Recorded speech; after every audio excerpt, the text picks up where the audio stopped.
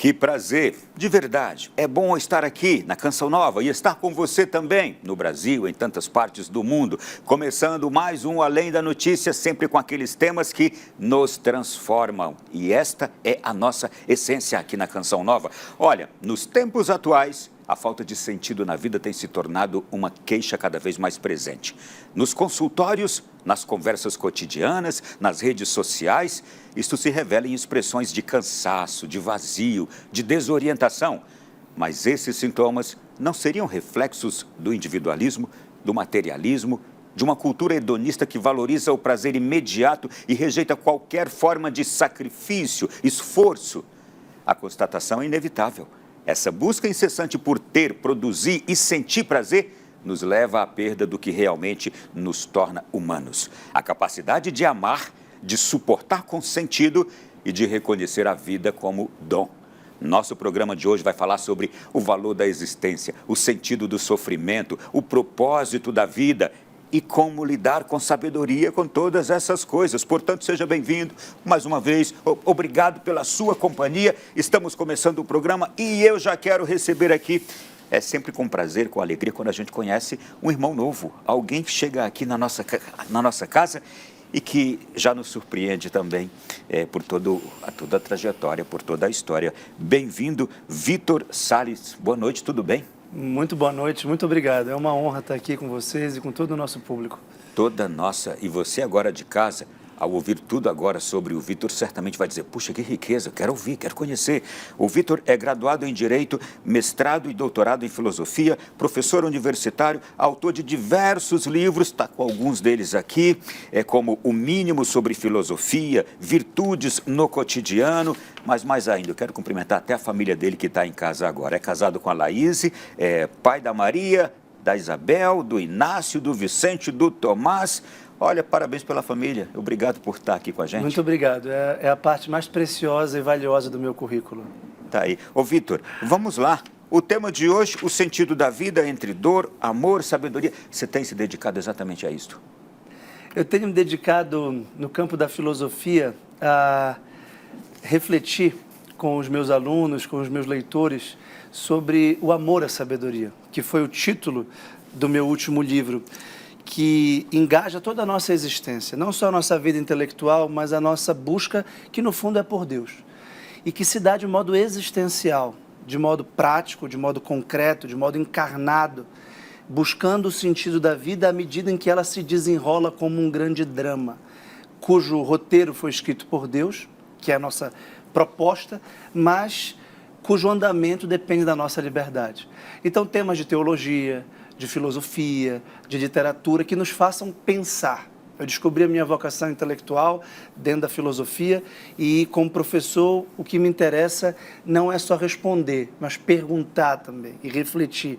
Por isso que o título Além da Notícia é um convite para ir além do simples fato, do dado bruto, mas pensar nas causas.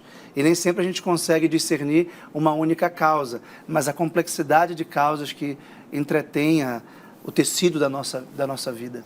A filosofia, esses estudos, olha, a sabedoria, o entender a dor, o sofrimento e o olhar para a vida como um dom, são respostas para o mundo que nos assusta com seus acontecimentos?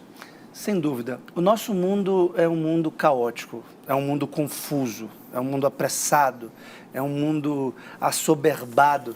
Como você muito bem nos falou na introdução, nós vivemos preocupados com o ter, com o produzir, com o trabalhar e depois com o descansar, com o comprar para descansar, o pagar para viajar, num círculo vicioso de cansaço. Isso, inclusive, é uma característica da nossa sociedade, é uma sociedade estafada. É uma sociedade que toma remédio para acordar, que toma remédio para dormir, que toma remédio para ganhar massa muscular, remédio para emagrecer. Tudo parece ter um preço e um custo e as pessoas estão, muitas vezes, surtando. Mesmo que não seja o diagnóstico de uma neurose específica num consultório, a gente vive numa sociedade adoentada. E essa doença também é do sentido da vida.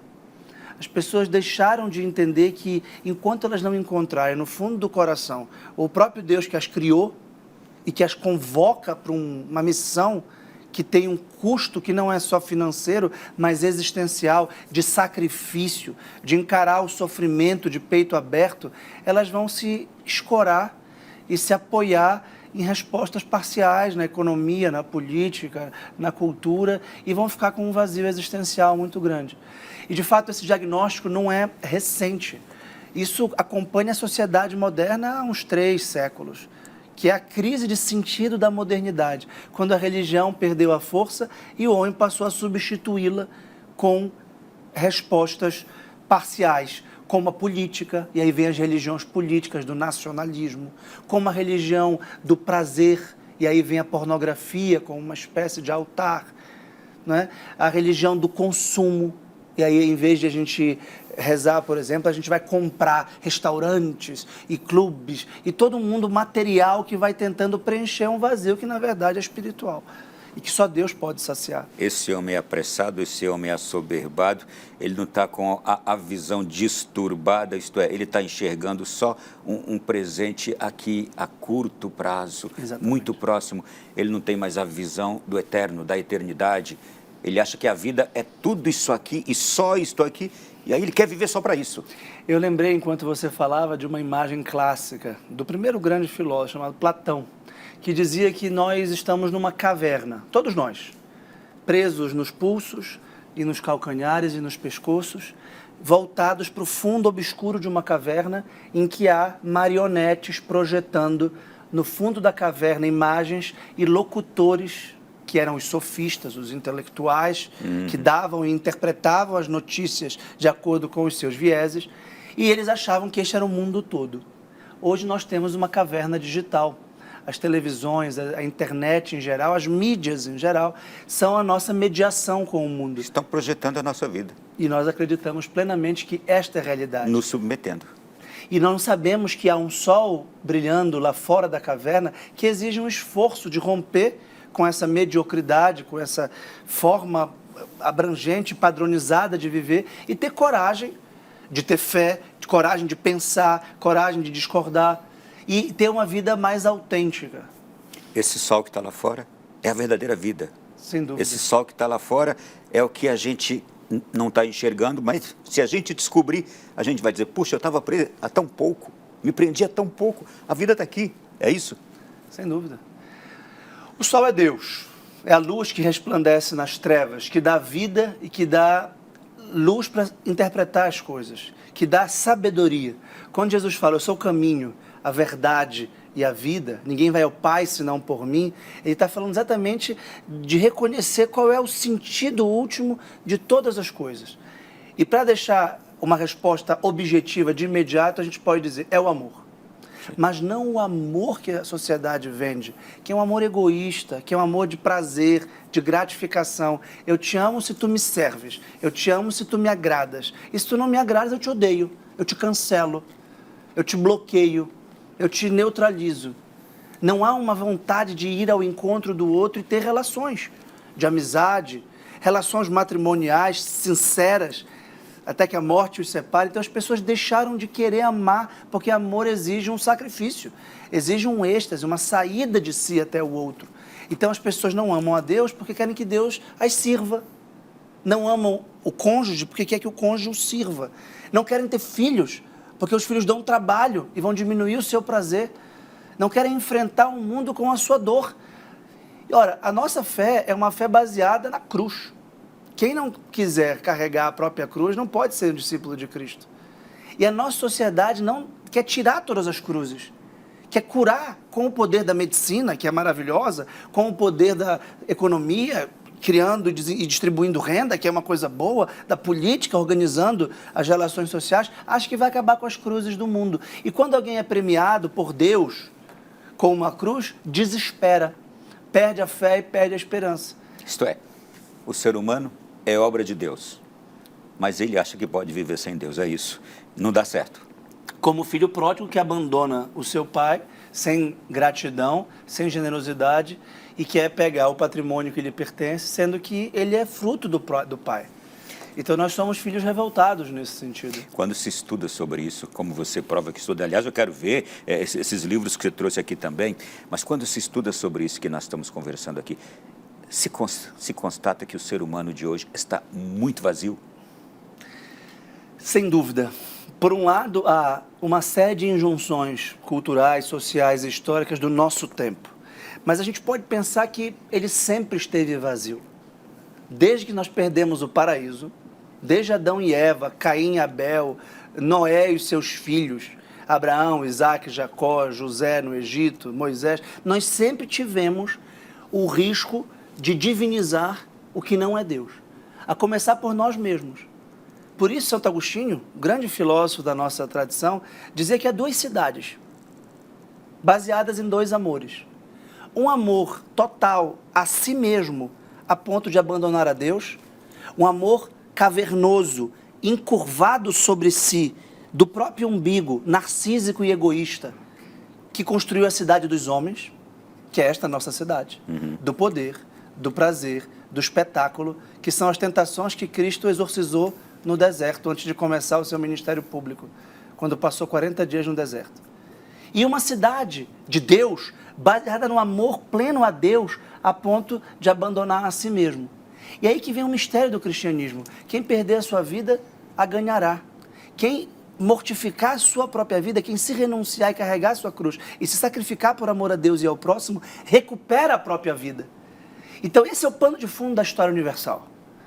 E todos os tempos, seja a Grécia Antiga, a Roma Antiga, a Idade Média, o Brasil colonial, os Estados Unidos do século XIX, a França napoleônica, o Brasil do século XXI, tem o drama no interior de cada pessoa. E as instituições tentam educar o ser humano egoísta, porque manchado pelo pecado original, capaz de matar o seu irmão, como Caim matou Abel. Eu posso vir ali matar, se eu não me controlar nos meus instintos de ira, na minha sede tempestuosa de justiça. Eu posso cobiçar uma mulher aqui da esquina e destruir o meu casamento. Eu posso começar a comer uma comida e me empanturrar e me passar mal.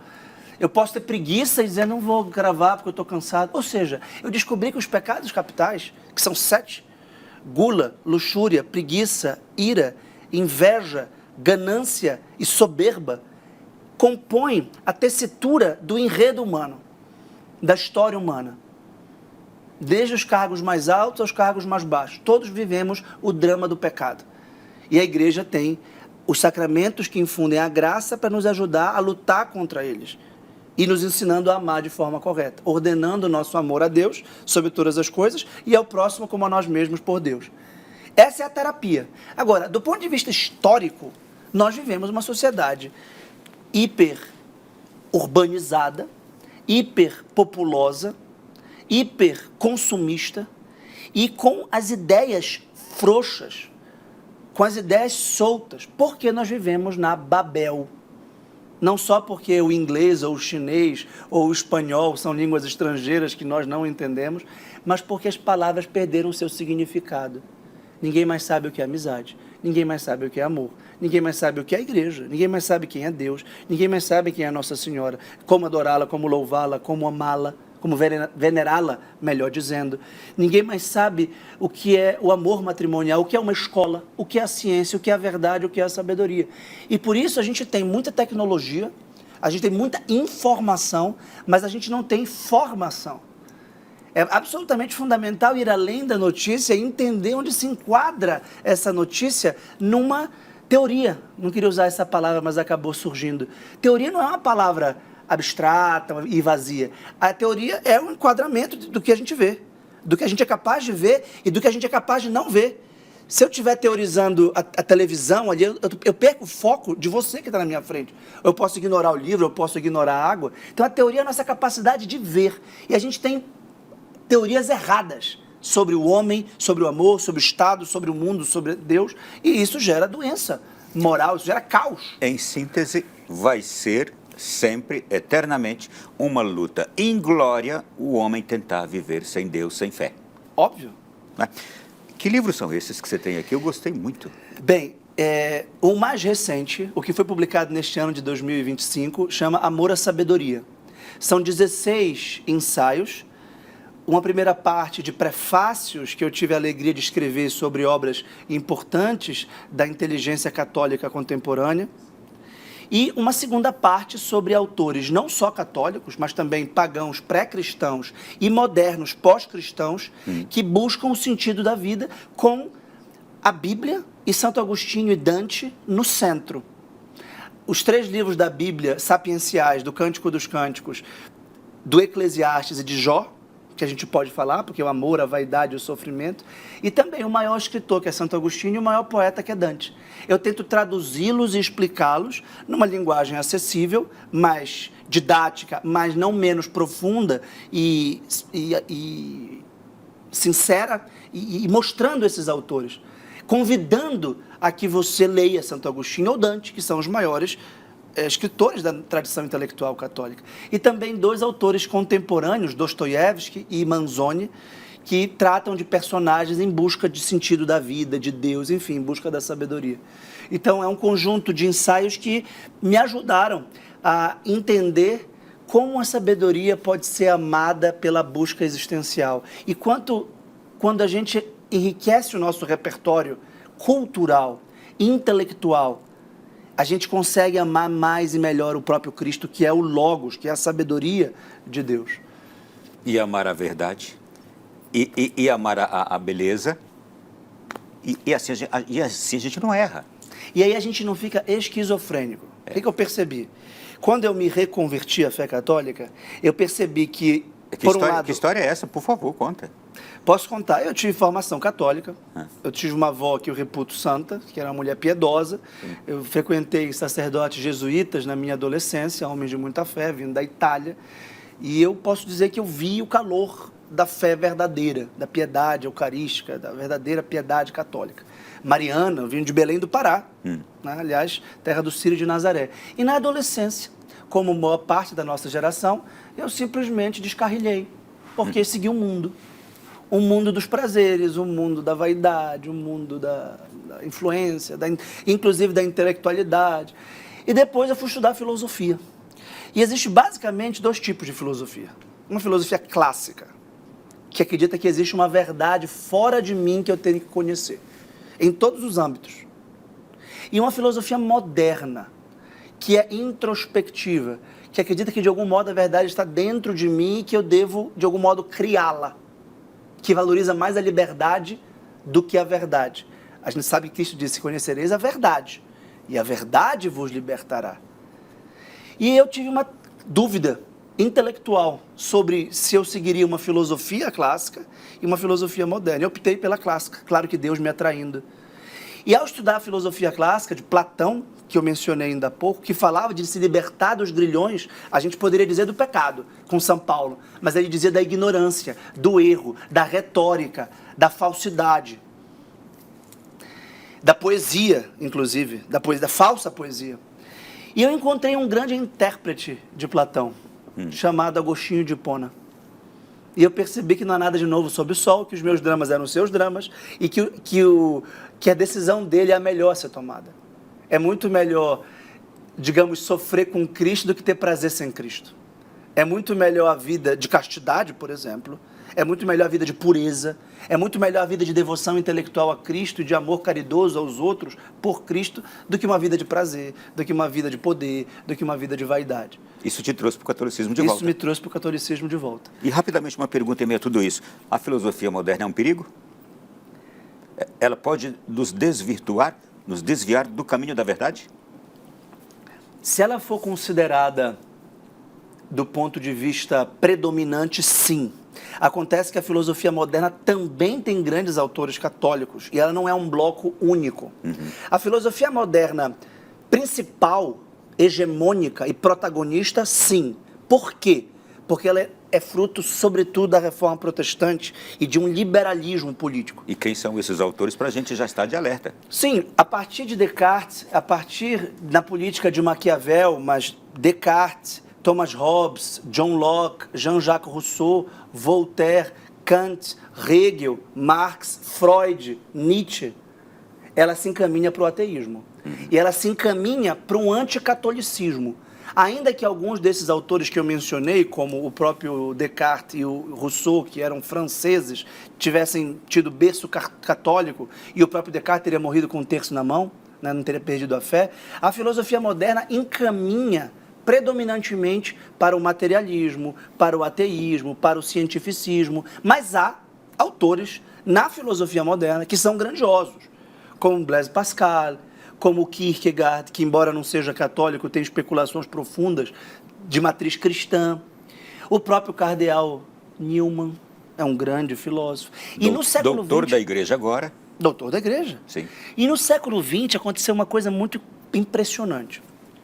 Por causa da encíclica do Papa Leão XIII, Aeterni Patris, de 1879, Leão XIII que inspirou o atual Santo Padre, o Papa Leão XIV, em que ele convocou os intelectuais católicos a voltarem a Santo Tomás de Aquino, o século XX é um século de grande filosofia católica.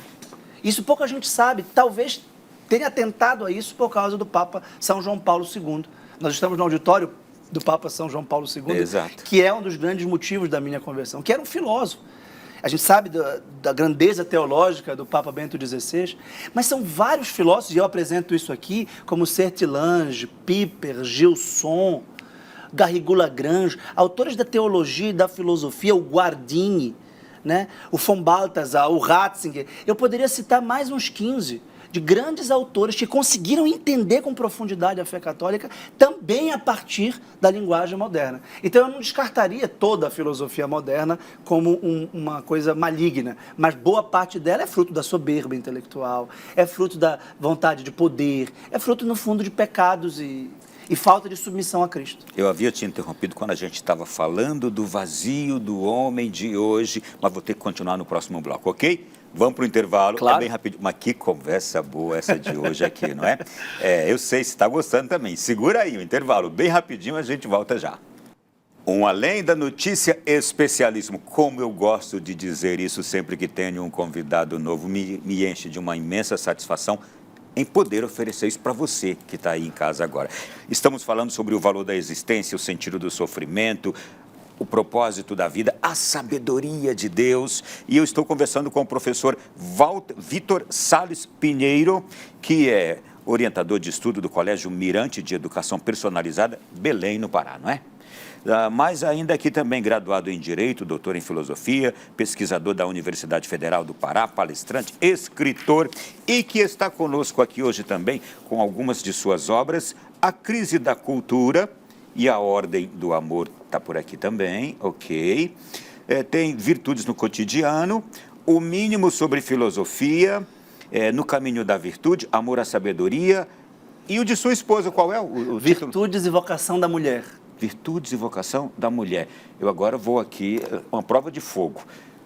A senhora, a dona Laís, que está em casa agora, quero saber se ele realmente leu bem o seu livro. O que contém o livro? Eu me orgulho muito desse livro dela, porque a nossa relação começou na universidade, com questões existenciais. Nós fazíamos direito, ela tinha vindo da medicina, lendo grandes autores como Dostoiévski, Tolstói e também Freud, e com dúvidas existenciais e ateístas. E eu, nessa minha fase de conversão, de encontrar a Cristo pelo estudo, como Santo Agostinho, que eu mencionei, percebi que ela seria uma amiga no começo, uma interlocutora, e a gente começou a se provocar, no bom sentido, mutuamente. Então, nós nos tornamos grandes interlocutores. A minha esposa é a minha grande amiga e interlocutora de assuntos intelectuais. E depois que ela concluiu o doutorado, ela começou um trabalho muito bonito na internet chamado Entre Esposas, para ajudar na formação da ética do matrimônio. A gente tem esses cursos de noivo, que muitas vezes são rasos e um pouco superficiais, e ela foi na profundidade antropológica de quem é a mulher, o que é a feminilidade, porque Deus criou homem e mulher, como se complementam os sexos, o que é a psicologia feminina no casamento, e ela começou a explorar em muitas aulas. E essas aulas foram transcritas, revisadas, e a gente tinha um material bruto, muito grande, de 600 páginas. Uau! E eu disse, a gente tem um bom livro aqui. E aí a gente mandou para a editora, ela fez uma primeira versão, ainda incipiente, e ela cuidando dos nossos filhos, o Vicente, depois veio o Tomás, e eu disse, eu vou fazer, eu vou talhar, eu vou esculpir a forma final do livro, vou organizar o livro e vou prefaciá-lo, porque eu saberia que ela não teria tempo tão cedo tempo hábil tão cedo. E como a gente é uma só carne, ela me deu essa autorização. Claro que ela assinou o livro e revisou, o livro é dela. Mas eu escrevi o prefácio, chamado Eva, Marta e Maria.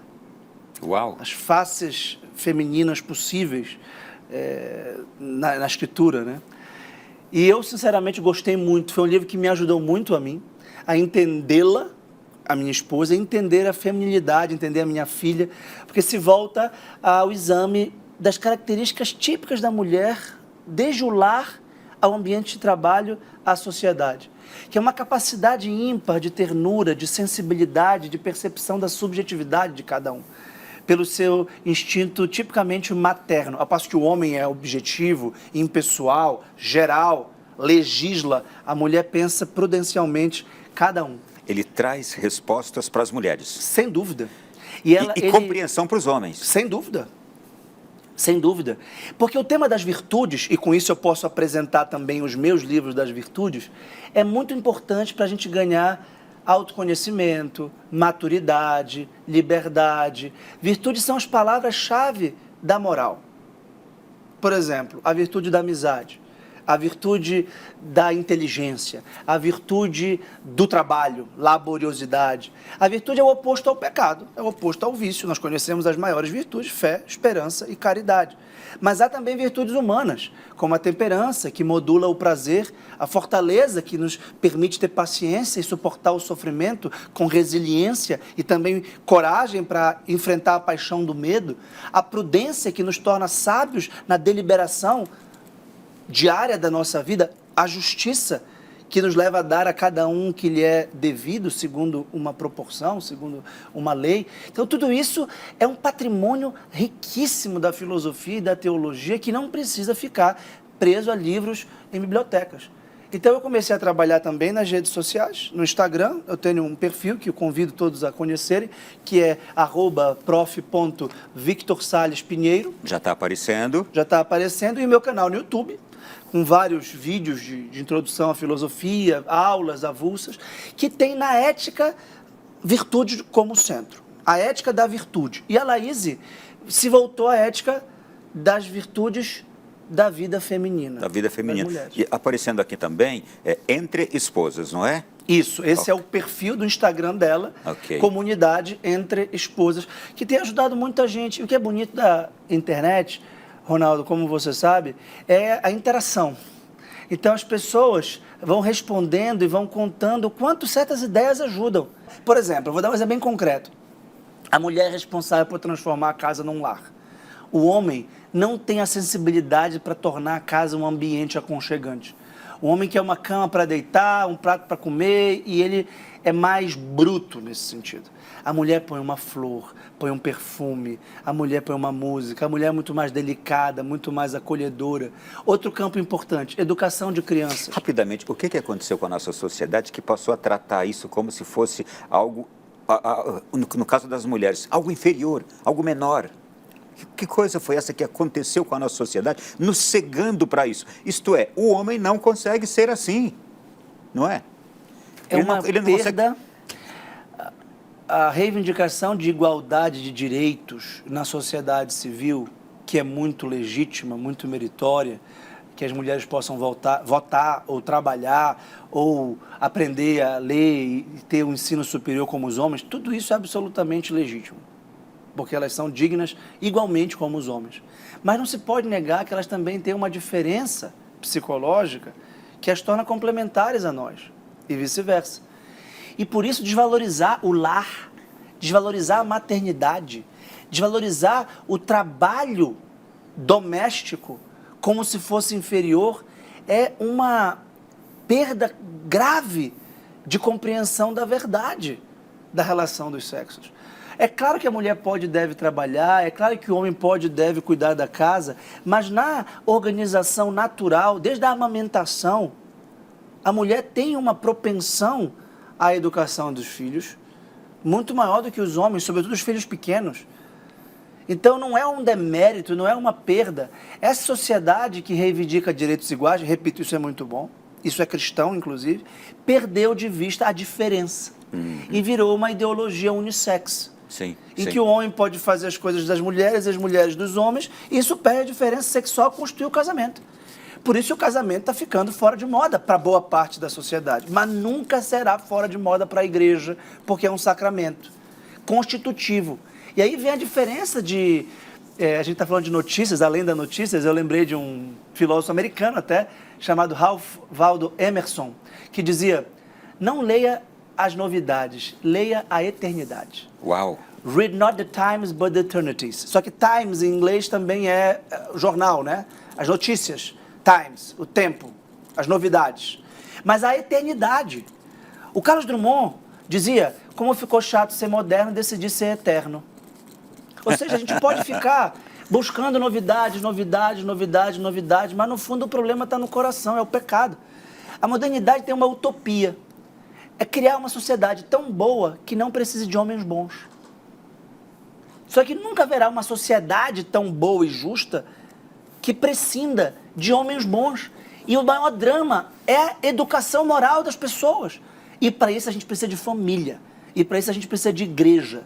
Se a gente não tiver igreja, não tiver família, é caos. É a receita para o inferno. É a receita para o crime, para a mentira, para a desonra, para o adultério, para o homicídio. A gente pode lembrar dos 10 mandamentos.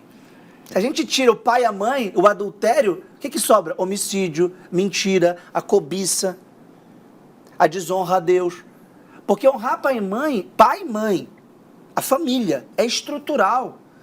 Depois a fidelidade conjugal é estrutural na nossa vida. O resto são consequências. Buscar primeiro o reino de Deus e a sua justiça e tudo mais vos será acrescentado. Você diria que nós já chegamos ao ponto de estarmos sendo governados ou como aqueles marionetes conduzidos pelas ideologias ou ainda estamos sendo atingidos, ainda não conduzidos? No meu livro A Crise da Cultura e a Ordem do Amor, na seção sobre a crise da comunicação, eu vou deixar esse livro com você de presente. Opa, obrigado. Eu falo da caverna digital. Nós certamente estamos no estágio dos prisioneiros da caverna de Platão. Por quê? Porque nós temos os meios de manipulação onipresentes. Na época que eu escrevi este ensaio para o Jornal Liberal de Belém do Pará, em 2016, ainda era televisão o problema, digamos assim, e os jornais impressos. Mas os filósofos, nos quais eu me baseei, todos já diagnosticavam que nós vivíamos na caverna de Platão, porque a gente não vê mais a realidade direta, a gente só vê imagens dela. E de lá para cá, sobretudo com a pandemia, o crescimento exponencial dos smartphones, do celular, da rede social, tornou a realidade imagética ainda mais onipresente. De modo que hoje em dia, na sala de aula, os meus alunos já não me olham. Já ficam olhando os seus celulares. E já não se conversam uns com os outros, já se seguem e já diagnosticaram e já classificaram cada um. E já seguem uns e não seguem outros, e cancelaram e bloquearam outros. Porque não tem mais a relação direta com o professor, direta com o aluno. Então essa já é uma geração completamente manipulada pelo meio midiático, pelo meio digital. A televisão, na nossa época, foi presente. As músicas que eu escutava, as novelas que eu assistia, moldaram o meu caráter. A minha forma de viver a sexualidade, a minha forma de lidar com o dinheiro, a minha forma de dar valor às coisas, inclusive valor financeiro, a minha forma de me divertir, o esporte que eu jogava. Foi todo marcado pela televisão. Então é claro que a gente já vive o império da mídia. Só que a gente, ao mesmo tempo que é prisioneiro, e esse é o grande tema de Platão, a gente tem força espiritual para se converter. E é engraçado que a palavra conversão, tão central na nossa fé católica, porque toda fé pressupõe a conversão, e conversão constante, a quaresma é exatamente essa reconversão anual a Deus, purgando os nossos pecados, nós temos a liberdade de romper e desligar, e de comprar livros, e de escrever livros, e de lembrar do que foi esquecido, como a tradição católica. E aí que entra a rica tradição intelectual católica. A minha vocação intelectual é exatamente ensinar oralmente e por escrito a tradição intelectual católica, que é a resposta mais condizente à crise da cultura. Por quê? Porque conhece a natureza humana tal como criada e redimida por Deus. E se a gente tem na Bíblia, por exemplo, que é um dos temas dos meus livros, sempre a fonte da nossa sabedoria católica, um mapa da vida humana, uma radiografia da vida humana. Como é que a gente vai dispensar isso e acreditar em Hollywood, ou acreditar na TV Globo, ou acreditar no último influenciador, se a gente tem aqui a verdade? Claro que essa verdade não está pronta e a gente precisa de exercitar a nossa liberdade e viver essa verdade. Mas que existe uma fórmula, digamos assim, existe um caminho que é Cristo, e Cristo resplandecendo em vários feixes de cristãos. A gente não pode dispensar esse patrimônio. A gente vê a riqueza do que você está nos trazendo, nos propondo refletir aqui, nos provocando, e eu fico pensando, te impacienta saber que os males que estão no mundo são respondidos pela fé cristã e que a gente está desperdiçando este baú de coisas preciosas? Sim e não. Sim, quando eu perco tempo, quando eu me evado dos meus deveres, quando eu tergiverso, quando eu sou preguiçoso, quando eu sou vaidoso, quando eu deixo de fazer o bem que eu deveria, porque o autor do bem e do mal é o primeiro a receber o bem e o mal. Então eu me impaciento quando eu perco tempo. Como Jesus, que não tinha tempo a perder, que estava sempre em trânsito, e que dizia, não deitar pérolas aos porcos, e que levava a paz, mas quem não fosse da paz e o expulsasse, ele mandava bater a poeira do pé. Então, é uma impaciência apostólica, isso eu tenho. Mas em relação aos outros, não. Eu tenho piedade, compaixão, amor, carinho, compreensão. A muita gente não foi dada toda essa sabedoria. Eu comecei dizendo da minha conversão que eu conheci uma santa à minha volta. Eu tenho responsabilidade por isso. Eu conheci um santo, não canonizados, eu digo assim, pessoas que lutaram pela santidade, que é o padre Luciano Sima, um sacerdote jesuíta italiano. Eu tenho responsabilidade. A semente que eles plantaram caíram no terreno da minha alma. Eu tenho o dever de fecundá-la. Eu tenho o dever de tirar os espinhos, as pedras, os abutres que querem impedi-la de fecundar. E eu tenho o dever de lançar sementes. Mas eu não tenho alcance sobre o terreno da tua alma. Eu não tenho alcance, não sei onde estão caindo essas sementes. O que eu estou fazendo, eu estou vindo aqui, trombeteando a verdade do lado dos telhados, midiáticos, que são, hoje em dia, e estou fazendo o que eu posso. A gente estava falando do vazio dos homens, tem um outro livro aqui que a gente...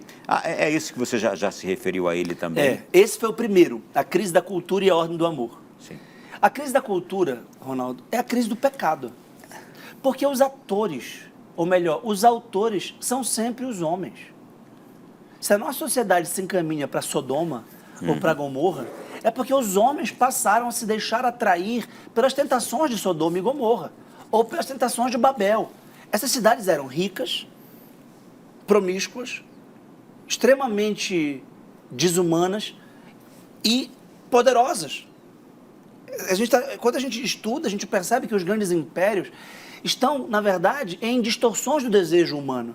E é preciso ordenar o amor a partir do primeiro amor. São Francisco não dizia que o amor não é amado. É preciso amar o amor, que é o próprio Deus, e se deixar conduzir por esse amor. Por isso que eu me convenci estudando, e noivo, já namorava com a Laís, e só para concluir o processo da minha conversão, porque eu acho que isso é interessante, isso aparece nos meus livros. Eu estava namorando e ia casar. Eu me perguntei, o casamento é um contrato resolúvel por um ato de livre vontade? Ou seja, posso despedir a minha esposa, tchau, divórcio, me apaixonei. Você não está me dando mais prazer, você adoeceu, você está cansada, você está, sei lá, você não me satisfaz mais, tchau. Ou é um sacramento. E se for um sacramento, eu tenho um prefácio aqui do livro do grande bispo americano Don Fulton Sheen, né, que é 3 para casar. Se for um sacramento, Cristo está presente entre os cônjuges. E um filho está potencialmente presente entre os cônjuges, porque o tipo do amor conjugal é um amor fecundo. É um amor que implica a união conjugal que gera vida na carne, pelo ato conjugal. E eu estudando e rezando também, claro, porque quando a gente entra na filosofia cristã, na teologia, a gente também, no fundo, está buscando o próprio Deus, e toda oração, todo estudo é uma forma de oração. Isso eu aprendi com São José Maria Escrivá, fundador do Opus Dei, que dizia, para o apóstolo moderno, uma hora de estudo é uma hora de oração. E o mesmo santo dizia, aqueles que puderem ser sábios, não lhe perdoaremos que não o sejam. E eu sinto que posso vir a ser sábio. E eu sei que Deus não vai me perdoar se eu não o for. Por isso eu estou fazendo a minha parte, que é estudar, que é decifrar, que é traduzir, que é explicar o que eu estou percebendo no meu coração e com os meus próprios olhos. E Deus me deu experiências existenciais para que eu pudesse, de algum modo, provar a sabedoria cristã. A começar pelo casamento, que é uma grande escola de virtudes. O casamento cristão que funciona é o casamento da felicidade plena, na alegria e na tristeza. Felicidade na tristeza, como Jesus disse, bem-aventurados que choram, porque serão consolados. Na saúde e na doença. Então essa felicidade, para quem deixa Cristo reinar no seu coração, é plena. É plena. Agora depende de uma conversão e depende de uma adesão e uma entrega à fé. Vamos falar daqui a pouquinho de morte, finitude, destino da vida humana? Vamos. Próximo bloco, a gente volta já já. Na sequência, eu sei que você está gostando. Corre no banheiro, toma uma água, come uma fruta, alguma coisa. Só são 3 minutos, a gente volta já. Você já ouviu falar de Viktor Frankl? Nos campos de concentração, Frankl precisou encontrar um sentido para a própria existência. Ali, onde os seres humanos eram tratados pior do que animais, a vida se reduzia à sua forma mais nua e crua. Com exceção de sua irmã, toda a família de Frankl morreu em Auschwitz. Ele perdeu tudo, os objetivos, os sonhos, o futuro. Sofreu com a fome, o frio e a brutalidade. Como, diante de tanto sofrimento, encarar a vida como algo que ainda valia a pena preservar? No limite extremo da dor, tudo conspirava para que os prisioneiros perdessem o controle, mas restava ainda a última liberdade humana, a capacidade de escolher a própria atitude diante das circunstâncias. Foi assim que Viktor Frankl descobriu uma verdade surpreendente. Mesmo na pior das situações, o ser humano pode transcender a dor e encontrar um sentido que o orienta. E diante disso fica a pergunta: qual é o sentido da sua vida?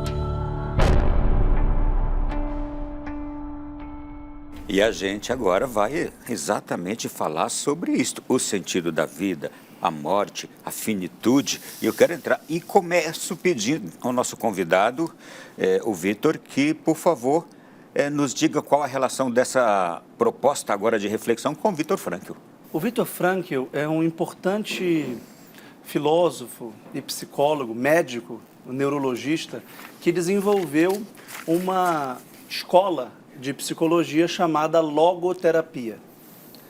E como nós falamos de Platão nos blocos anteriores e de Cristo, é claro, nos blocos anteriores, não é difícil associá-lo ao logos da filosofia de Platão e ao logos que é a palavra de Deus feito carne em Cristo. Porque ele buscou exatamente o logos.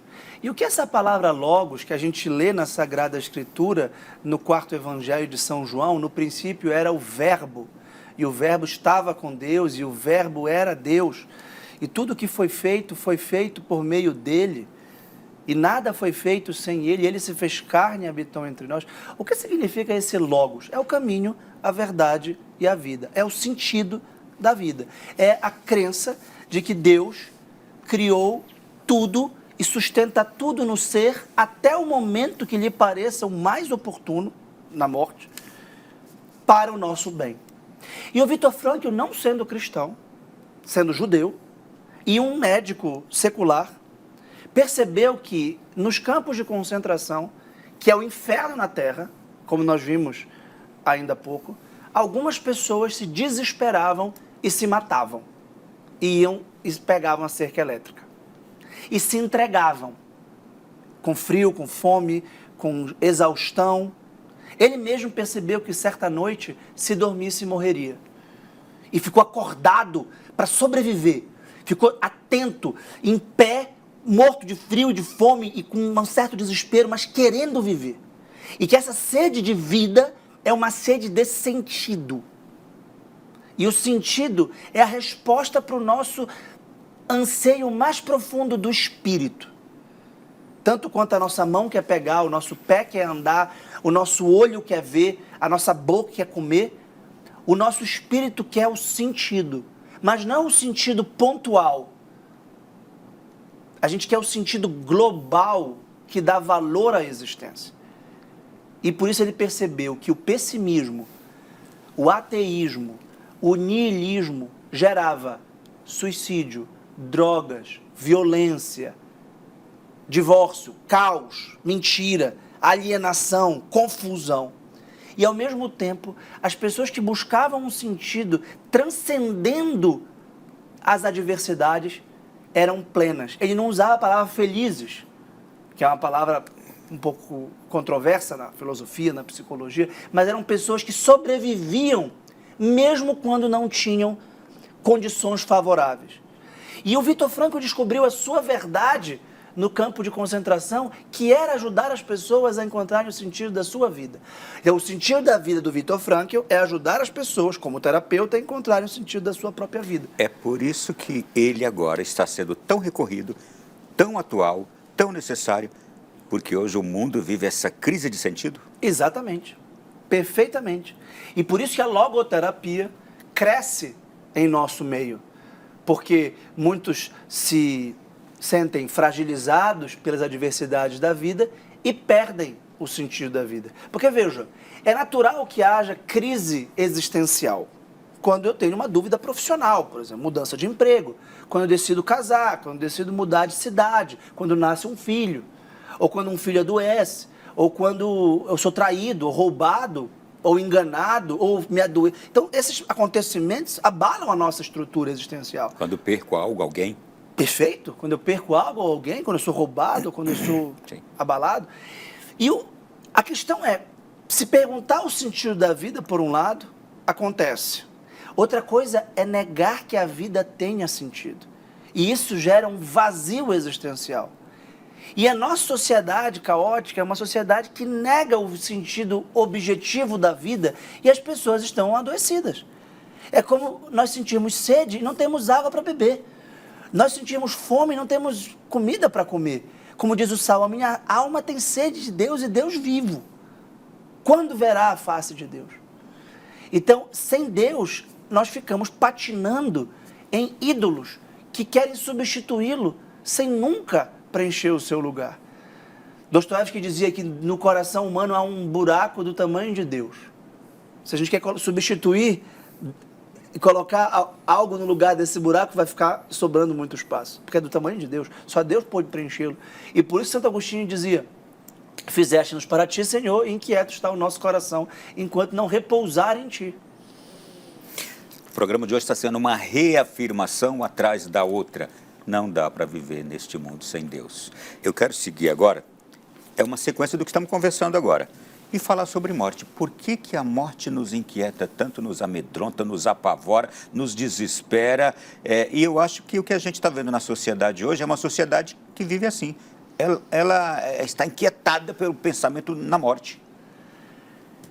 Ronaldo, é muito interessante porque Platão definiu a filosofia como aprender a morrer. Isso está num diálogo chamado Fédon, que é o diálogo da morte de Sócrates, com os amigos íntimos na prisão. As últimas horas de Sócrates foram filosofando e dialogando com os seus colóquios filosóficos, como ele fez durante a vida inteira. E disse que se tivesse mais tempo para viver, mais tempo ele filosofaria. Como um santo que, quanto mais viver, mais vai rezar. Uhum. Porque é isso que dá sentido à vida. E a morte não interrompe o sentido da vida. Ao contrário, é diante da morte que o sentido da vida se afirma como transcendendo a morte. O sentido da vida é transcendente, é divino, é eterno.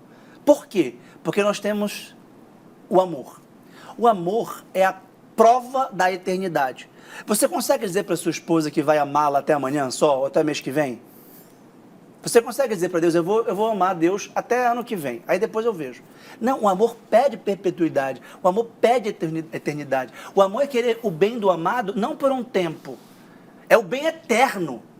O amor é mais forte do que a morte, diz o Cântico dos Cânticos. Inclusive eu pensava, eu estava ali no Sacrário ainda há pouco, sobre essa palavra canção nova, e eu lembrei do Cântico dos Cânticos, né? Porque não deixa de ser uma nova canção, um novo canto. É o canto, os cantares, como de Salomão. É o canto do amor a Deus, que os místicos liam como esse amor que supera a morte, que une, e que é o bem do amado, como Deus que é o nosso bem. Então, o sentido da vida supera esta existência limitada pelo tempo que torna as coisas caducas, efêmeras e transitórias. E há duas reações diante da morte. Uma reação trágica, pagã, de que a morte interrompe a vida na terra, os prazeres da vida da terra. E todo mundo está preocupado em não sofrer e em gozar pela maior quantidade de tempo os prazeres na terra. E a morte é vista como uma separação muito dolorosa e como um fim. Essa é a visão pagã de morte, é uma visão trágica de morte. Que a morte nos iguala, todo mundo vai ser cadáver num cemitério, como a gente vê aí na tela atrás. A visão cristã de morte é outra, e se assemelha, inclusive, a uma visão filosófica, que não é a pagã no sentido que eu mencionei antes, de que a nossa alma é imortal, e que a morte é uma separação provisória de corpo e alma, e tem um sentido pascal. Por isso ela é enfrentada a partir de uma virtude específica, chamada esperança, que o amor nos franqueia, que o amor e a fé nos revelam. E, portanto, as lágrimas serão enxugadas, e a morte perfaz o nosso destino, marca a nossa finitude, interrompe uma experiência, mas a qual nós não estamos apegados. E aí vem o grande paradoxo do cristianismo. Para aprender a viver, é preciso aprender a morrer. E morre bem quem ensaiou a morte ao longo da vida. E aí vem o tema da mortificação, que eu aprendi também com São José Maria Escrivá, que é o sacrifício, que é a renúncia. Tanto a que Deus nos dá, para o nosso bem, como um médico prescreve um remédio, ou como a mãe põe o filho para dormir, ou como a mãe dá um banho no filho que não quer, para o bem dele, ainda que o filho não entenda. O filho não entende porque tem que tomar xarope azedo. O filho não entende porque tem que tomar banho e parar de jogar futebol, ou porque tem que dormir e não pode desenhar até mais tarde. Porque ele não sabe o que é o bem do sono, o que é o bem da higiene, o que é o bem da alimentação, o que é o bem da saúde. Mas a mãe sabe. Quanto mais não sabe o nosso Pai que está nos céus, o que nos é bom, o que é bom para nós, ainda que nós não entendamos. Então, quando a gente sofre, a gente experimenta uma desolação e uma morte que é capaz de privar o nosso sentido. Isso é o desespero. E eu aproveito agora para perguntar sobre isso. E como viver esse sofrimento da morte? Porque tem pessoas que não conseguem se levantar depois desse acontecimento. Jesus diz uma coisa impressionante. Muitas coisas que Cristo disse não cabem na nossa cabeça. Uma delas é esta: bem-aventurados os que choram porque serão consolados. Existe um valor positivo no sofrimento redentor e corredentor do cristão, que é a participação nos sofrimentos de Cristo. São Paulo disse claramente: completa a minha carne, que falta aos sofrimentos de Cristo. São Paulo tinha um paradoxal desejo de morrer para encontrar a Cristo, porque dizia: para mim morrer é lucro, viver é Cristo. Viver é Cristo e morrer é lucro.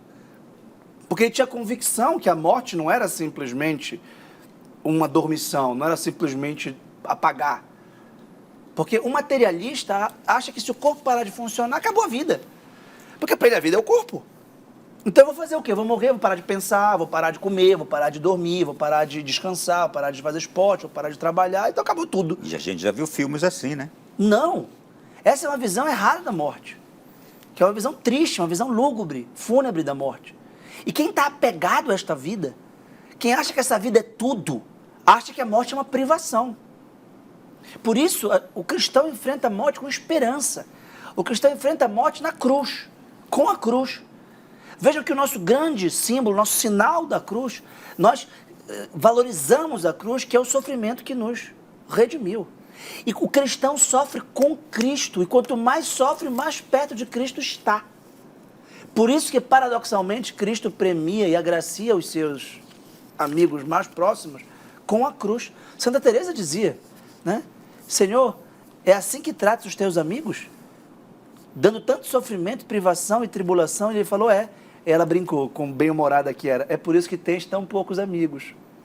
Pense em quem você ama.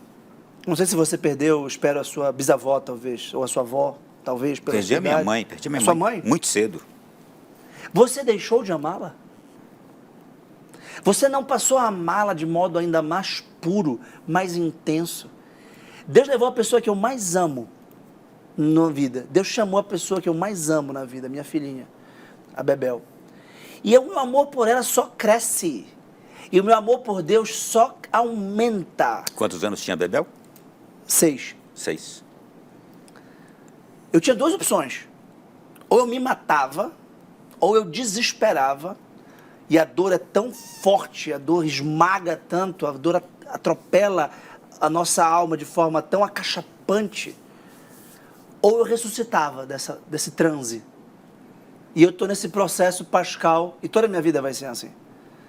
Porque não passou, você não supera nunca uma morte dessa, você não supera uma perda dessa. Né? O luto, existe uma fase aguda do luto, claro, mas ao mesmo tempo existe um ciclo de luto, que eu vivo quase toda semana, todos os dias eu passo por um processo de luto. E o que pulsa no meu coração é o amor. É o amor a Deus, a gratidão. E eu acredito que o sentido de gratidão é a condição da felicidade. Não se revoltar contra Deus. Havia 2 ladrões ao lado de Cristo. Um revoltado, que blasfemava, e o outro que pedia misericórdia de Deus. E aquele segundo ganhou o paraíso naquele momento. Então a gente sofre com Cristo, e esse é o sinal de esperança maior que a gente pode ter. E como se preparar para a morte? Aprendendo a sofrer, se mortificando, se desapegando desse mundo, se desapegando dos seus afetos. Essa bem-aventurança do choro, do sofrimento, é o desapego do prazer, é o desapego das sensações positivas, é o desapego do bem-estar. Você pode ser feliz pobre, você pode ser feliz manso, você pode ser feliz sofrendo, e você pode ser feliz perseguido. É isso que Jesus nos diz no Sermão da Montanha. Bem-aventurados os pobres de espírito, bem-aventurados os perseguidos, bem-aventurados que choram, bem-aventurados os mansos. Depois ele diz, bem-aventurados que promovem a paz, os puros, os que têm fome e sede de justiça e os misericordiosos. Mas você só consegue perseguir a justiça, a misericórdia, a pureza e a paz se você estiver desimpedido, desamarrado do mundo. Quando a perseguição não lhe abater, quando o sofrimento não lhe abater, quando a falta de dinheiro não lhe abater, ou a pobreza não lhe abater, e quando o poder não lhe abater, mesmo manso e fraco, você é capaz de ser feliz. Essa é a misteriosa mensagem de nosso Senhor. Misteriosa mensagem esta que talvez esteja sendo redescoberta agora por alguém que está nos assistindo, nos vendo. Mas que bom que a gente tem aqui o professor Vitor nos fazendo refletir sobre tudo isso. Esse bloco também já vai ficar por aqui, tá, Vitor? No próximo eu quero falar sobre virtudes no cotidiano. E nós estamos com muitos problemas no mundo hoje, agora, 2025. Por falta de virtudes. Vou querer abordar algum deles contigo aqui, tá bem no último bloco, para a gente, uma reflexão sobre eles. Gente, é o intervalo, bem rapidinho, voltamos já. Que além da notícia, hein? O valor da existência, o sentido do sofrimento, o propósito da vida, a busca pela sabedoria como resposta. E buscar a sabedoria é um dever de todos nós. Como é que a gente busca a sabedoria? Aliás, a gente pede sabedoria sempre a Deus, não é? A gente pede a Deus que a gente seja forte, seja paciente, seja tudo isso. Mas não vem de graça, né, Vitor? É uma dinâmica de pedir, receber, se esforçar, merecer, ganhar. A sabedoria é um dos 7 dons do Espírito Santo. E que se confunde também com o amor, que é a virtude suprema dos cristãos, porque Deus é amor. As virtudes são, por um lado, dadas por Deus, principalmente essas da fé, esperança e caridade, como sementes, mas fecundadas e germinadas em nós pela nossa liberdade. Nós somos seres livres, que temos paixões carnais, mas temos vontade, que é o apetite intelectual do bem, e inteligência para discernir o bem e o mal. Lembra que a tentação da serpente a Eva é querer conhecer o bem e o mal no sentido de criá-los, de determiná-los, de decidi-los, desobedecendo a lei de Deus. Portanto, todo homem e toda mulher tem a responsabilidade e o dever de ser virtuoso. O que significa ser virtuoso? Significa ser capaz de fazer o bem. Só que fazer o bem nem sempre é fácil, nem sempre é automático, nem sempre é ensinado na nossa sociedade. Por exemplo, quando nós cuidamos da nossa saúde, quando nós cuidamos da nossa higiene, quando nós cuidamos do nosso sono, do nosso corpo, em geral, nós estamos praticando uma virtude, a da temperança, por exemplo. Por quê? Porque nós temos uma certa medida na modulação do prazer do sono, do prazer da comida, do prazer da bebida. O alcoolismo, por exemplo, é um pecado contra a virtude da temperança. Então, quando São Paulo fala das pessoas carnais, das pessoas que praticam o adultério, a prostituição, a promiscuidade, que são irascíveis, a violência da qual a gente vai falar, pessoas impacientes, são pessoas que não têm autodomínio, autocontrole. Isto é a virtude. Virtude é força para praticar o bem, tanto contra as suas paixões que a desviam do bem, quanto contra as injunções externas. Por exemplo, as tentações de corrupção, todo mundo faz, todo mundo mente, mas como diziam as nossas avós, você não é todo mundo. Vamos tentar dar respostas a alguns dramas deste momento na nossa sociedade? Vamos. Por exemplo, gente, feminicídio, violências à mão armada nas ruas, assassinatos banais dentro de casa, praticados por quem deveria morrer por nós, desejos de morte e do mal a outros, ódio gratuito nas relações. A corrupção até parece um mal pequeno, isto é, se alguém está roubando, desviando dinheiro daqui ou dali, a gente até deixa passar, porque hoje a gente está vendo coisas tão terríveis acontecendo. A gente deve se espantar diante de tudo isso e como entender isto? Tudo o que você falou está no 5º e no 7º mandamento da lei de Deus. Não matarás e não roubarás. Se for um feminicídio por motivo de adultério ou de desejo sexual, inclui também o 6º e o 9º mandamento. Se for um latrocínio, se for um assassinato por motivo de roubo, inclui, além do 7º mandamento, o 10º, que é cobiçar as coisas alheias. A corrupção inclui também o 8º mandamento, que é não mentir, não levantar falso testemunho, como a fórmula catequética ensina. Ou seja, Deus tinha dado a Moisés a lei em 2 tábuas. A segunda tábua, que preside as nossas relações humanas, começa honrando pai e mãe, não matar, não cometerás adultério, não roubarás, não levantarás falso testemunho, não desejarás a mulher do próximo e as coisas do próximo, depende da primeira tábua, que é amar a Deus sobre todas as coisas, não tomar o santo nome em vão e guardar o seu tempo sagrado, que é o nosso domingo, o sábado, para os judeus. Ora, se a gente tira Deus, a gente não tem como respeitar o próximo. Por quê? Porque se nós não formos filhos do mesmo pai, nós não seremos irmãos. E a nossa relação não vai ser de fraternidade, mas de hostilidade. E o máximo de fraternidade que nós teremos será uma fraternidade tribal. Ou seja, eu protejo o meu, mas eu mato o vizinho. E não precisa ser o australiano ou o europeu, pode ser o do outro bairro, pode ser o rico, pode ser o branco, pode ser o homem, pode ser o hétero, ou o homo, ou a mulher, ou o preto. Aí a tribo varia. E aí vem os preconceitos, e aí vem os ódios, as dissensões. E se você pega o capítulo 5 da carta de São Paulo aos Gálatas, está tudo lá. Você acabou de escrever atitudes do homem que ele chama de psíquico ou carnal, de rixa, de morte, de adultério, de prostituição, de promiscuidade. E os frutos do Espírito são a paz, a alegria, o amor, a bondade, a benignidade, a paciência, a longanimidade, que vem do Espírito. Ora, a nossa sociedade, abandonada às paixões carnais, resulta nisso. E aí vem o papel de Cristo nisso tudo. Porque sem a graça não é possível obedecer à lei, nem à lei natural. Por isso Cristo precisou vir para nos resgatar e nos dar a água e nos dar o pão da vida eterna, ou melhor, o sangue e o pão da vida eterna. E a Eucaristia é o canal mais eficaz de comunicação da graça divina em nós, para que nós possamos ser dóceis à sua lei e não matar, e honrar pai e mãe, e não mentir, não cobiçar, e não roubar, etc. Vou acelerar aqui para a gente aproveitar o máximo desse pouco tempo que nos resta, hein? Nos dias atuais, Vitor, o principal teor das notícias é uma mistura de temas globais e nacionais, com forte presença de política envolta em ideologias, economia, conflitos internacionais. A minha pergunta é, por que não damos mais espaço para as boas notícias? Para os bons feitos dos homens? Vou tentar refletir essa pergunta em 2 partes. Primeiro, nós vivemos um caos comunicacional. Nós vivemos num turbilhão de notícias desencontradas e intermediadas por comerciais, por interesses políticos, econômicos, morais. Então a gente tem, na verdade, uma dificuldade muito grande de se situar, de se organizar. Nós não temos formação para assimilar a informação. Informar é colocar numa forma.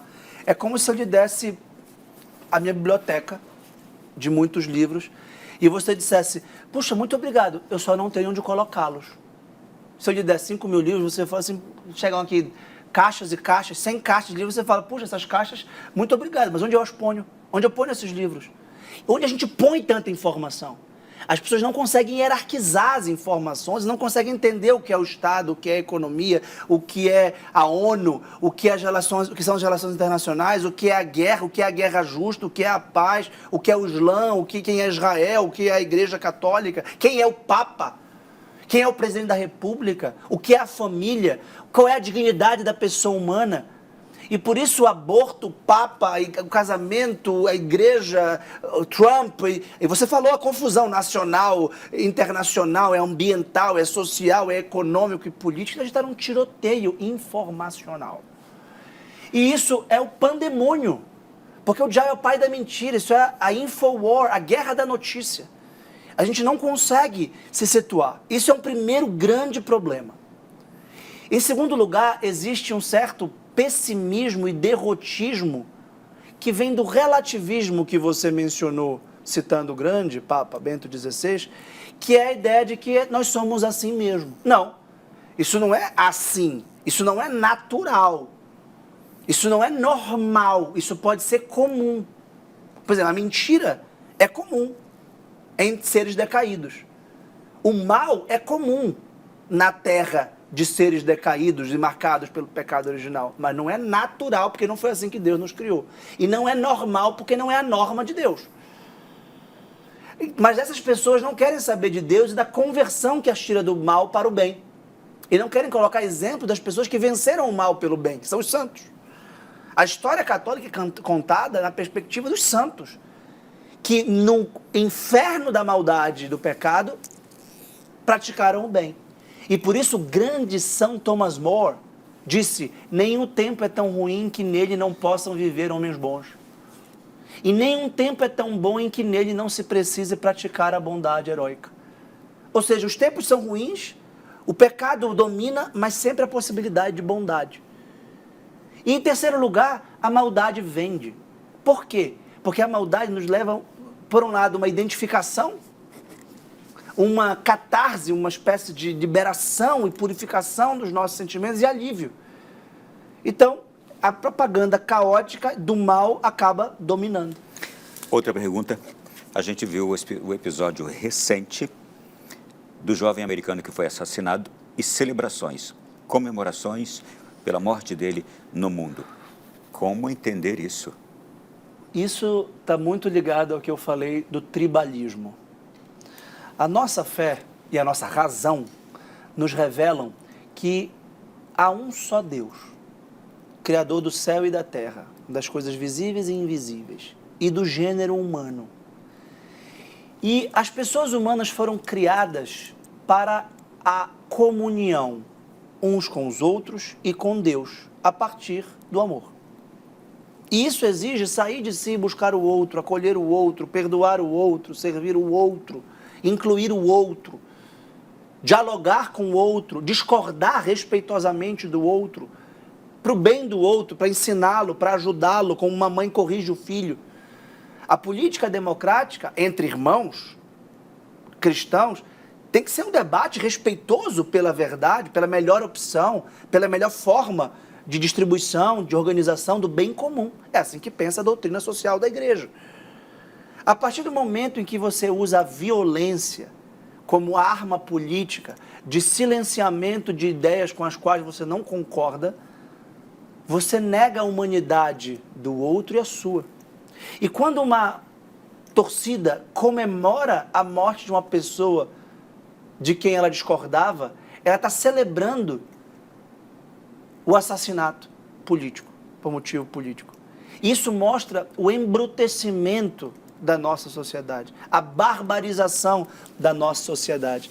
No meu livro A Crise da Cultura e a Ordem do Amor, eu reflito profundamente sobre isso. Sem Cristo nós somos bárbaros. Sem Cristo nós somos animais. Aí você vai dizer, nós não somos animais racionais? Sim, mas a razão não garante a moral. Nós somos animais racionais e imorais, porque nós usamos a razão para matar.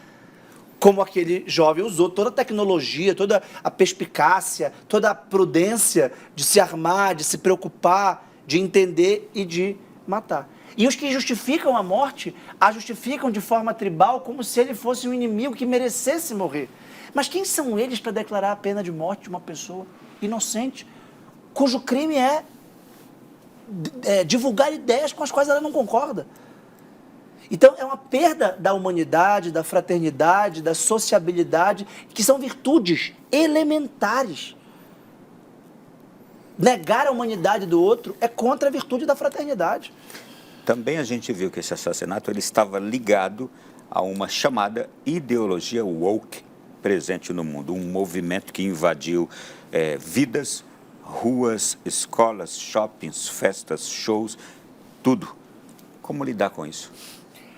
A ideologia woke é fruto de intelectuais acadêmicos, principalmente no universo anglo-saxão, que tenta desconstruir as categorias tradicionais com as quais nós interpretamos o mundo, denunciando nelas estruturas de opressão. O pai oprime o filho, o homem oprime a mulher, o branco oprime o preto, o norte oprime o sul. No caso do Brasil, o sudeste oprime o resto. E o woke é quem está desperto, acordado. Wake up é acordar. Em inglês, o woke é aquele que está acordado para as estruturas de discriminação. Do hétero contra o homo, do cis contra o trans, do patrão contra o empregado, do centro contra a periferia. E com isso é uma cultura de denúncia dessas supostas e muitas vezes mirabolantes estruturas de opressão. E uma tentativa positiva e direta, não positiva do ponto de vista moral, mas do ponto de vista da eficácia da ação e da proatividade da ação para acabar com essas estruturas. E para isso eles precisam acabar com a igreja, eles precisam acabar de algum modo com o Estado, eles precisam acabar com a educação, eles precisam acabar com a cultura tradicionais. Eles precisam ser revolucionários. Revolucionários, totalmente. Negar a sexualidade humana. Negar a corporeidade sexuada humana. O óbvio. Que ou você é homem, ou você é mulher. Eu já tive 9 filhos, 9 gravidezes. E a coisa mais... A primeira pergunta é menino ou menina? Isso é uma pergunta genética. É uma pergunta biológica. Eles precisam negar a biologia. Científica. Ele precisa dizer que não há homem nem mulher. Não há pessoas do sexo masculino e do sexo feminino. Eles chegaram nesse nível de pesadelo, na verdade, que não é estar acordado, é estar delirando. E o pior eu falei a palavra positiva porque eles são intromissivos, eles querem penetrar as estruturas intelectuais, sociais, morais, culturais, políticas, econômicas, em todas as instâncias, para poder denunciar essa suposta opressão. E aí vem o traço autoritário dessa ideologia. Quem não concordar com ela será cancelado. Ou morto. Ou morto. Ou silenciado, que é uma forma de cancelamento total. Né? Você não tem o direito de pensar contra a ideologia woke, identitária. Porque senão você é opressor. Vejam, olha a minha situação hoje em dia, Ronaldo. Eu sou professor universitário. Eu não posso corrigir certas pessoas em classe. Eu não posso, eu sou professor, eu tinha que ensinar, né? Eu tinha que ensinar corrigindo. Sim. Eu não posso. Porque pode ser preconceito contra outras formas de pensamento. E você pode ser punido. E eu posso ser punido. E eu não vou dizer que tipo de pessoas para não provocá-las. Sim, sim. Mas eu acho que se entende. Sim, sim, sim. Eu não posso dizer que você está errado, porque você vai dizer, você está dizendo isso por causa da minha condição. Não, eu estou dizendo isso porque é objetivo. Se você diz que 2 e 2 são 5, eu digo, você está errado. Você vai dizer assim, não, você está dizendo isso porque eu sou de Tereza, porque eu sou piauiense. Você está dizendo isso porque eu sou nortista. Você está dizendo isso porque eu sou hétero. Você está dizendo isso porque eu sou branco. Não, eu estou dizendo isso porque você errou. Mas o identitarismo, como ideologia woke radical, impede o casamento, impede a educação, impede a medicina, impede as coisas básicas que nós usamos. É diferente de querer corrigir abusos, é diferente de querer corrigir discriminação. Vou dar um exemplo. Não basta não ser racista, é preciso ser antirracista, pressupondo que todo mundo que não for antirracista é racista, que é conivente com o racismo. Está entendendo uma lógica assim, absolutamente equivocada? Vou dar um exemplo oposto, né? Quem é contra o Estado de Israel e a guerra de Israel é antissemita. Não tem nada a ver, é absolutamente diferente. Então são ilações e conclusões falaciosas, sofísticas, por isso que eles vêm dos intelectuais. Isso não vem da ponta do iceberg, isso vem do fundo do iceberg, e esse é o meu trabalho. Os intelectuais católicos precisamos estudar essas teorias falsas, essas pseudo-teorias que contrariam a reta e boa filosofia perene de Santo Tomás. E aí que eu falei do Papa Leão XIII com a Aeterni Patris em 1879. Mas a gente pode dizer que temos com o que nos consolar. Ao longo de toda a história, surgiram pensamentos loucos, ideologias, heresias, e elas, com o tempo, se passaram, porque não tinham sustentação lógica. E essa é uma típica ideologia que vai passar, porque realmente não tem nenhum esteio na realidade. Você sabe que eu estava me recordando, enquanto eu ouvia a sua resposta aqui, de um post que vi recentemente na internet, um homem dizendo para uma moça, por que ser contra o aborto? E ela dizia assim, não, mas você não pode falar de aborto, porque você não tem lugar de fala. Eu sim que sou mulher. E aí o homem foi e disse para ela, sim, mas você não é o bebê.